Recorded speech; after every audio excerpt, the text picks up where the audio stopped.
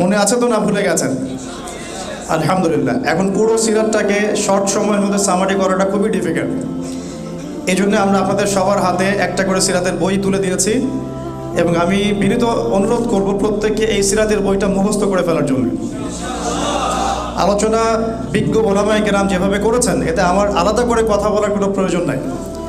তবে আমি আমার মতো করে মাত্র 10 থেকে 15 মিনিটের মধ্যে আপনাদের সামনে নবী সাল্লাল্লাহু আলাইহি ওয়াসাল্লামের পুরো সিরাতের একটা সামারি উপস্থাপন করার চেষ্টা করছি ইনশাআল্লাহ। ওয়া মা তাওফীকি ইল্লা বিল্লাহ, আলাইহি তাওয়াক্কালতু ওয়া ইলাইহি উনীব। এরপর ইনশাআল্লাহ আমরা আমাদের কাঙ্ক্ষিত যে প্রতিযোগী তাদের পুরস্কার বিতরণ অনুষ্ঠান শুরু করবো ইনশাআল্লাহ। আপনারা অল্প একটু সময়, এতক্ষণ ধৈর্য ধরেছেন, আল্লাহর ওয়াস্তে আরও কিছু সময় ধৈর্য ধরুন। পারবেন তো ইনশাআল্লাহ? প্রথম কথা, ভূমিকা লম্বা না করে প্রথম কথা বলতে চাই যে আল্লাহ রাব্বুল আলামিন এই মহাবিশ্ব সৃষ্টি করেছেন, এবং এই মহাবিশ্বে নবী সাল্লাল্লাহু আলাইহি ওয়াসাল্লামের মতো উত্তম কোনো সৃষ্টি নাই। সুবহানাল্লাহ। ঠিক আছে? আল্লাহ রাব্বুল আলামিন এই মহাবিশ্বে পৃথিবী বা আর্থ যে সৃষ্টি করেছেন, এই আর্থের মধ্যে আল্লাহ রাব্বুল আলামিন তার খলিফা হিসেবে আমাদেরকে পাঠিয়েছেন। কি হিসেবে? এবং প্রথম খলিফা হচ্ছেন আদম আলাইহিস সালাম। কে? তাদেরকে জান্নাতে রাখা হয়েছিল। আদম আলাইহিস সালাম এবং মা হাওয়া আলাইহিস সালাম, তাদেরকে জান্নাতে রাখা হয়েছিল। আপনারা বিস্তারিত ঘটনা জানেন। ইবলিস প্ররোচিত করেছে গাছের কাছেও যেও না, কিন্তু তারা গাছের ফল খেয়ে ফেলেছে। এরপরে আমরা পৃথিবীতে এসেছি। পৃথিবীতে আসার পরে আল্লাহ রাব্বুল আলামিন শর্ত দিয়ে দিয়েছিলেন। সূরা বাকারায় আপনারা পাবেন, কুলনা হাবিতু মিনহা জামিআ, তোমরা সবাই পৃথিবীতে নেমে যাও। সবাই বলতে এখানে আদম আলাইহিস সালাম, হাওয়া আলাইহিস সালাম, ইবলিস যে সিজদা করে নাই, ফাসাজাদু ইল্লা ইবলিস, ওয়া ইয কুলনা লিল মালায়েকা উসজুদু লি আদম ফাসাজাদু ইল্লা ইবলিস আবা ওয়াস্তাকবার। তো এই ইবলিস প্ররোচিত করে আমাদের পিতামাতাকে এই যে পৃথিবীতে পাঠিয়ে দেওয়া হলো। জান্নাত থেকে তারা পৃথিবীতে নেমে আসলেন। আল্লাহ রাব্বুল আলামিন এই দুনিয়ার জীবন সম্পর্কে দুইটা ফিলোসফি দিলেন, একদম দুইটা দর্শন। এক, আল্লাহ পাক বলছেন কুলনা হাবিতু মিনহা জামিআ, তোমরা সবাই এখন পৃথিবীতে নেমে যাও। ফাইম্মা ইয়াতিয়ান্নাকুম মিন্নি হুদা, তোমাদের কাছে আমার পক্ষ থেকে হেদায়েত আসবে। কি আসবে? হেদায়েত মানে হচ্ছে নবী, রাসূল এবং কিতাব। হেদায়েত মানে কি? নবী, রাসূল এবং কিতাব। তোমাদের কাছে আমার পক্ষ থেকে হেদায়েত আসবে। ফামান তাবিআ হুদায়া ফালা খাউফুন আলাইহিম ওয়ালা হুম ইয়াহজানুন, যারা আমার সেই হেদায়েত মেনে চলবে, অর্থাৎ আমার প্রেরিত নবী, রাসূল এবং কিতাবের অনুসরণ করবে এবং তাদের সুন্নাহর অনুসরণ করবে, ফালা খাউফুন আলাইহিম ওয়ালা হুম ইয়াহজানুন, তাদের কোনো ভয় নাই, কোনো দুশ্চিন্তা নাই। এটা ফিলোসফি নম্বর 1। ঠিক আছে?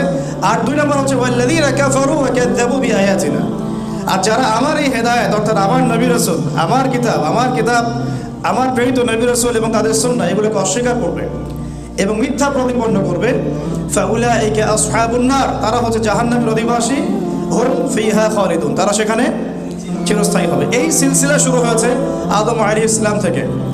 এভাবেই পরবর্তীতে নূহ আলাইহিস সালাম, ইব্রাহিম, দাউদ, সুলাইমান, ইসমাইল, যত বিভিন্ন নাম আমরা পাই, ইউসুফ, ইয়াকুব, ঠিক আছে, মুসা আলাইহিস সালাম, ঈসা ইবনে মারইয়াম, এভাবে প্রত্যেক যুগে যুগে আল্লাহ রাব্বুল আলামিন এই ফিলোসফি ফলো করে নবী, রাসূল পাঠিয়েছেন, কিতাব নাযিল করেছেন, মানুষকে সতর্ক করেছেন।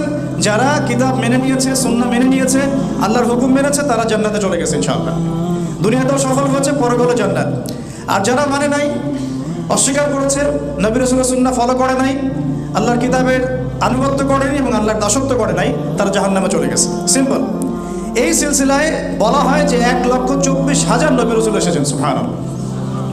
এই 1,24,000 নবী, রাসূলের মধ্যে সর্বশ্রেষ্ঠ এবং সর্বশেষ নবী হিসেবে আল্লাহ রাব্বুল আলামিন সাইয়্যিদুল মুরসালিন মুহাম্মদ রাসূলুল্লাহ সাল্লাল্লাহু আলাইহি ওয়াসাল্লামকে পাঠিয়েছেন। সুবহানাল্লাহ। আর আমরা হচ্ছি সেই নবীর সৌভাগ্যবান উম্মত। সুবহানাল্লাহ। যখন নবীগণ তার উম্মত হওয়ার জন্য আকাঙ্ক্ষা করতেন, আল্লাহ পাক আমাদেরকে না চাইতেই তার উম্মত করেছেন। সুবহানাল্লাহ। আল্লাহ পাক তো আপনাকে জিজ্ঞাসা করেন নাই তোমাকে কোন নবীর উম্মত বানাবো। আল্লাহ পাক তো আমাকে জিজ্ঞাসা করেন নাই তোমাকে মুসলমান বানাবো না হিন্দু পরিবারে জন্ম দিব। জিজ্ঞাসা করেছেন।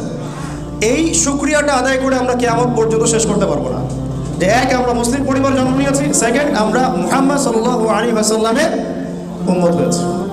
দুর্ভাগ্যজনক, উম্মত হওয়ার পরেও আমরা তার সিরাত সম্পর্কে অবগত নই, তার সুন্নাহ আমাদের ভিতরে নাই। ভিতরের মধ্যে থাকলে হয়তো ব্যক্তি জীবনে আছে, ইকোনমিক সেকশনও নাই, পলিটিক্সও তো বালাই নাই, শিক্ষাক্ষেত্রে নাই, সংস্কৃতির মধ্যে নাই। আমরা একটা পার্সিয়াল চিন্তা করি, যেমনটা আমাদের অনেক ভাই আলোচনা নিয়ে আসছেন আর কি। তা আমি ওইদিকে যেতে চাচ্ছি না। এখন আমরা এই সৌভাগ্যবান উম্মত, আমাদের অনেক দায়িত্ব আছে। এই দায়িত্বগুলোর মধ্যে অন্যতম হচ্ছে নবী সাল্লাল্লাহু আলাইহি ওয়াসাল্লামের সিরাত শেখা, জানা এবং সেই অনুযায়ী আমল করা এবং সিরাতের শিক্ষাগুলোকে সমাজে বাস্তবায়ন করা। আমি রাইট অফ রং? ঠিক আছে কথা? এবং নবী সাল্লাল্লাহু আলাইহি ওয়াসাল্লামের সুন্নাহ মাফিক জীবন করা এবং এই সুন্নাহটাকে আমার শুধু ব্যক্তি জীবনে সীমাবদ্ধ না রাখা, বরং ব্যক্তি জীবন, আমার শিক্ষা জীবন, আমার সংস্কৃতি, আমার সমাজ, আমার পরিবার, আমার অর্থনীতি এবং আমার রাজনীতি, এই 7টা ডিপার্টমেন্ট নবীর সুন্নাহ অনুযায়ী ঢেলে সাজাতে হবে। এটা সিরাতের শিক্ষা। কথা ঠিক আছে? এখন এই 23 বছরের সিরাতের জীবনটা আমরা যদি একটু মেমোরাইজ করি, এভাবে করতে পারি, আপনাকে একটু পিছনে আসতে হবে। নবী করিম সাল্লাল্লাহু আলাইহি ওয়াসাল্লাম এমন একটা যুগে জন্মগ্রহণ করেছেন বা বেড়ে উঠেছেন, যেই যুগটা অনেকটা আমাদের এই সো কল্ড কালচার যে সোসাইটি আমরা বলি, অনেকটা এমন একটা গডলেস ওয়ার্ল্ড এখন যেভাবে ফাংশন করছে, ঠিক এরকম একটা পরিবেশে নবী সাল্লাল্লাহু আলাইহি ওয়াসাল্লাম জন্ম নিয়েছেন। আমি মিলাই দিচ্ছি, নবী সাল্লাল্লাহু আলাইহি ওয়াসাল্লাম যখন আইয়ামে জাহিলিয়াতে জন্ম নিয়েছেন, সেখানে বেড়ে উঠেছেন, ওই যুগের মধ্যে শিরকের ছড়াছড়ি ছিল। এখনকার বিশ্বের মধ্যে আছে কি নাই? আপনি আপনার ভিশনটাকে একটু বড় করেন, পরিবারের গণ্ডি, সমাজের গণ্ডি, রাষ্ট্র বাদ দিয়ে বিশ্বের দিকে তাকান। ওইভাবে চিন্তা করেন যে এখনকার বিশ্বের পলিটিক্স, ইকোনমিক্স, শিক্ষা, সংস্কৃতি এগুলো শিরকের উপর দাঁড়িয়ে আছে কি নাই? এটা বোঝার জন্য আলাদা লেকচার দরকার, সেটা আপনারা অনলাইনে দেখে নেবেন। 1, 2 নাম্বার, তৎকালীন আবু জাহেলের যুগটা ছিল সুদে পরিপূর্ণ। কিসে? অর্থনীতি মানে রিবা আর রিবা। এখনকার বিশ্বে কি আছে? রিবা আর রিবা। 3 নাম্বার, ওই সময়টা ছিল মাদকের যুগ। কিসের যুগ? এখনকার যুগটা কিসের যুগ? ইয়াং জেনারেশনের মূল প্রবলেম কি? মাদক। 4 নাম্বার, ওই যুগটা ছিল গোত্রীয় হানাহানির যুগ। কিসের যুগ? তো এখন গোত্রীয় হানাহানিকে ব্যাখ্যা করতে হবে? এটা ধর্মীয় হানাহানি এবং পলিটিক্যাল হানাহানিতেও রূপ নিয়েছে, আমরা বুঝতেই পারছি। আর 5 নাম্বার, ওই যুগের মূল সমস্যা ছিল আরেকটা, সেটা হলো নারী জাতির অবমাননা। জিনা প্রচুর ছিল, মেয়েদের বেপরদামি বেশি ছিল, ব্যভিচার বেশি ছিল, জুয়া হতো, এগুলো ছিল কি না? তাহলে এই যে আইয়ামে জাহিলিয়াতের যে মৌলিক সমস্যাগুলো, এই সমস্যাগুলো এখনকার বিশ্বে আছে না নাই? আর আমি বলতে চাচ্ছি যে নবী সাল্লাল্লাহু আলাইহি ওয়াসাল্লাম একটা পুত পবিত্র সমাজে জন্ম নেন নাই। আপনারা কি আছেন আমার সাথে? নবী সাল্লাল্লাহু আলাইহি ওয়াসাল্লাম একটা পুত পবিত্র সমাজে জন্ম নেন নাই, বরং আমাদের এই রাষ্ট্র, সমাজ বা বিশ্বের মতোই একটা জাহেলি পরিবেশে জন্ম নিয়েছিলেন। ওখানেই বেড়ে উঠেছে, যেখানে শিরকের ছড়াছড়ি, সুদের ছড়াছড়ি, জেনার ছড়াছড়ি, ব্যভিচারের ছড়াছড়ি, জুয়ার ছড়াছড়ি, মেয়েদের সাথে অবমাননা হচ্ছে, তারপরে গোত্রীয় হানাহানি হচ্ছে, মাদকের ছড়াছড়ি। এখন নবী সাল্লাল্লাহু আলাইহি ওয়াসাল্লাম এই সমাজে বড় হয়েও নিজে কখনো এই জাহিলিয়াতের সাথে আপোষ করেন নাই। সিরাতের প্রথম শিক্ষা যে আমরা যে পরিবেশে আছি, এখানে নিজেরা সেফ থাকতে হবে, নিজেরা সেফ থেকে জাহিলিয়াতের সাথে আপোষ করা যাবে না। আমি নিজে এবং আমার পরিবার, আমার আন্ডারে যারা আছে, তাদেরকে এই জাহিলিয়াত থেকে দূরে রাখবো ইনশাআল্লাহ। এটা প্রথম শিক্ষা। ওই দোহাই দেওয়া যাবে না যে সমাজ তো নষ্ট হয়ে গেছে, রাষ্ট্র তো এই সমস্যা, বিশ্ব তো এই সমস্যা, না। ওই সময়ও এই সমস্যাগুলো ছিল, তারপরেও কিন্তু নবী সাল্লাল্লাহু আলাইহি ওয়াসাল্লাম নিজে কখনো মিথ্যা বলেন নাই, নিজে কখনো আমানতের খেয়ানত করেন নাই। ওই সময় তাকে মানুষ আল আমিন বলছে, আস-সাদিক আল আমিন, আস-সাদিক আল আমিন। এবার তিনি সমাজ পরিবর্তনের চেষ্টা করছেন, হেলফুল ফিউচার তৈরি করছেন, ইত্যাদি ইত্যাদি, কিন্তু পরিপূর্ণ অ্যাপ্রোপ্রিয়েট রেজাল্ট পাওয়া যাচ্ছে না, কারণ তখনও ওহী নাযিল হচ্ছে না। আপনি সমাজ, রাষ্ট্র, বিশ্ব পরিবর্তন করতে পারবেন না যতক্ষণ পর্যন্ত আপনি ওই সমাজ, ওই রাষ্ট্র এবং ওই বিশ্বের স্রষ্টা আল্লাহর বিধান অনুযায়ী চলছেন না। সিম্পল কথা, ঠিক আছে? নিজের মন গড়ায় কোনো ফিলোসফি দিয়ে, বুদ্ধিভিত্তিক যে ফিলোসফিগুলো আমাদের, বা মানব রচিত বিধান দিয়ে, নিজের মন গড়া ফিলোসফি দিয়ে, দর্শন দিয়ে আপনি সমাজের সমস্যাগুলোকে সলভ করতে পারবেন না। কারণ সমাজের সৃষ্টিকর্তা যিনি, সেই আল্লাহর যখন দাসত্ব করা হবে এবং তার পক্ষ থেকে আরিত সেই হুদান, হেদায়াত বা ওয়াহির বিধানগুলো যখন বাস্তবায়ন করা হবে, সমাজ সুন্দর হয়ে যাবে ইনশাআল্লাহ। এটার ঘাটতি ছিল তখন নবী সাল্লাল্লাহু আলাইহি ওয়াসাল্লাম একাকিত্ব অবলম্বন করা শুরু করলেন। যেহেতু পারছেন না, তার ভালো লাগছে না পরিবেশ। আপনি যদি 5 ওয়াক্ত নামাজ পড়েন, মাত্র 5 ওয়াক্ত নামাজ, অন্য কোনো আমলও না করেন, আপনার গান শুনতে ভালো লাগবে না। ঠিক আছে কথা? আর নবী সাল্লাল্লাহু আলাইহি ওয়াসাল্লাম কোনোদিন কোনো পাপ করেনই নাই, তার সমাজের এত জাহিলিয়াত তার কাছে ভালো লাগবে কিভাবে? এই জন্য তিনি হেরা গুহায় যেতেন। আপনি কি বুঝতে পারছেন কথা? এই জন্য তিনি হেরা গুহায় গিয়ে থাকতেন, একাকিত্ব অবলম্বন করতেন। সমাজের জাহিলিয়াত তার ভালো লাগতো না। এক পর্যায়ে আল্লাহ রাব্বুল আলামিনের পক্ষ থেকে সেই কাঙ্ক্ষিত সময় চলে আসলো, রমাদানুল মুবারক, লাইলাতুল কদর। ওহী চলে আসলো জিবরাইল আলাইহিস সালামের মাধ্যমে। সূরা আলাক, ইকরা বিসমি রাব্বিকাল্লাযী খালাক, খালাকাল ইনসানা মিন আলাক, ইকরা ওয়া রাব্বুকাল আকরাম আল্লাযী আল্লামা বিল কলম আল্লামাল ইনসানা মা লাম ইয়ালাম। দেখেন, প্রথম ওহীটা কি কেন্দ্রিক আসছে? পড়াশোনা কেন্দ্রিক। আল্লাহ পাক কিন্তু বললেন না শিরক করো না, মূর্তি পূজা করো না, ব্যভিচারের কাছেও যেও না, তোমরা একে অপরকে হত্যা করো না, পর্দা করো, যাকাত দাও। আছে প্রথম ওহীতে কি আছে? পড়ো পড়ো পড়ো। এটাই আমরা বলি ইয়াং জেনারেশনকে, যদি আমরা চাই যে আমাদের সোসাইটি, আমাদের নেশনটাকে পরিবর্তন করতে, লেখাপড়ার এবং জ্ঞানতাত্ত্বিক বিপ্লবের কোনো বিকল্প নাই। এবং এই উদ্দেশ্যে আমাদের আয়োজনগুলো করা। অনলাইন ইউনিভার্সিটি বলেন, মাদ্রাসা বলেন, বক্তব্য বলেন, যত কিছু আপনারা শুনছেন দেখছেন, এগুলো একটা উদ্দেশ্য, যাতে আমরা আমাদের প্রজন্মটাকে শিক্ষিত করতে পারি। ওই জায়গায় তারা আঘাত করেছে যাতে আপনারা একটা কি বলবো, সোকল, ওই যে বারবার বলছি সোকল প্রগতিশীল চেতনায় এগিয়ে যান এবং শরীফের গল্প পড়েন। এই উদ্দেশ্যে আপনাদেরকে শিক্ষাক্ষেত্রে এভাবে মূল ইসলামিক ট্র্যাক থেকে সরিয়ে ফেলা হচ্ছে। তো প্রিয় ভাইরা, এখানে ওহী আসার পরে নবী সাল্লাল্লাহু আলাইহি ওয়াসাল্লাম একটা গাইডেন্স পাচ্ছেন আল্লাহর পক্ষ থেকে সমাজ পরিবর্তনের জন্য। এবার তিনি মিশনে নামলেন। প্রথমে ভয় পেয়েছেন, তিনি স্ত্রীর কাছে গিয়েছেন, জাম্বিলুনি অনেক ঘটনা আছে, এগুলোতে আমি যাচ্ছি না, আপনারা সবাই জানেন এগুলা।